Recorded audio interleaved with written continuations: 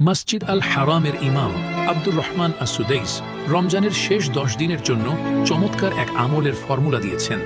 তিনি বলেছেন, 1 নম্বর, প্রতিদিন অন্তত 1 দিরহাম অর্থাৎ 1 টাকা দান করুন। যদি সেই দিনটি লাইলাতুল কদরের মধ্যে পড়ে তাহলে আপনি পাবেন 84 বছর অর্থাৎ 1000 মাস পর্যন্ত প্রতিদিন দান করার সওয়াব।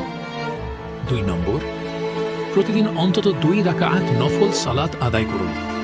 যদি সেই দিনটি লাইলাতুল কদরের মধ্যে পড়ে তাহলে আপনি পাবেন 84 বছর পর্যন্ত প্রতিদিন 2 রাকাত নফল সালাত আদায় করার সওয়াব। 3 নম্বর, প্রতিদিন অন্তত 3 বার সূরা ইখলাস পাঠ করুন। যদি সেই দিনটি লাইলাতুল কদরের মধ্যে পড়ে তাহলে আপনি পাবেন 84 বছর পর্যন্ত প্রতিদিন 1 খতম কোরআন পাঠের সওয়াব।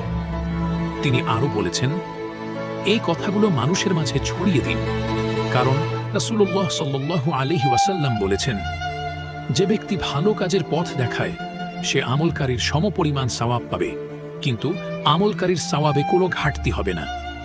হাদিস সহিহ মুসলিম 2674। আল্লাহ আমাদের সবাইকে রমজানের শেষ 10 দিনে বেশি বেশি আমল করার তৌফিক দান করুন।